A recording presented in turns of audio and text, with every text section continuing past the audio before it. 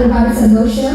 ഇവിടെ എല്ലാവരും എടുത്തു പറഞ്ഞൊരു കാര്യം, ആനന്ദിനിയുടെ ആ ഒരു എഫേർട്ടിനെ കുറിച്ചിട്ടാണ്. അപ്പോൾ ഈ ഒരു സിനിമയിലും ഒരു ശക്തമായൊരു കഥാപാത്രമാണെന്നാണ് ഇപ്പോൾ പബ്ലിസിറ്റിയുടെ വാർത്തകളിൽ നിന്നും ഞങ്ങൾക്ക് മനസ്സിലായത്. അപ്പോൾ അതിനെക്കുറിച്ച് രണ്ടു വാക്ക് സംസാരിക്കാമോ? ആനന്ദിനിയാണ് എന്നെ വിളിക്കുന്നത്. അപ്പോൾ കഥ പറഞ്ഞപ്പോൾ എന്നെ ഏറ്റവും കൂടുതൽ അട്രാക്ട് ചെയ്തൊരു കാര്യം ഇതിൽ കുറച്ച് ആക്ഷൻ സീക്വൻസ് ഒക്കെ ഉണ്ട്. അപ്പം അങ്ങനെ അധികം ക്യാരക്ടേഴ്സ് വരില്ല. ഇപ്പോൾ ഫീമെയിലിനെ ഫൈറ്റ് ചെയ്യാൻ പറ്റുന്ന ക്യാരക്ടേഴ്സ്. അപ്പോൾ അതാണ് എന്നെ ഏറ്റവും കൂടുതൽ അട്രാക്ട് ചെയ്തത്. പിന്നെ സിനിമയെ പറ്റി കൂടുതൽ അറിഞ്ഞപ്പോഴും വർക്ക് ചെയ്തപ്പോഴും മൊത്തത്തിൽ ഈ സിനിമ ഒരു ഭയങ്കര രസമുള്ളൊരു കഥയാണെന്നുള്ളത് മനസ്സിലായി. പിന്നെ ഞാൻ ആനന്ദിനോട് എപ്പോഴും ഇത് പറയും, ഫിലിമായി ആനന്ദിനി ബാല നമുക്ക് കാണേണ്ടത്.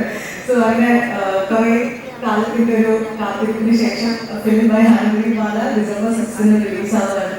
മൊത്തത്തിൽ ഈ ഒരു സിനിമയുടെ ഷൂട്ടിംഗ് പ്രോസസ്സ് ഒരു 40-45 ഡേയ്സ് ഭയങ്കര രസമായിരുന്നു. ഹണിയുടെ കൂടെയായിരുന്നു എനിക്ക് കൂടുതൽ സമയം ഉണ്ടായിരുന്നത്. ആൻഡ് ഒരുപാട് എൻജോയ് ചെയ്ത ഒരു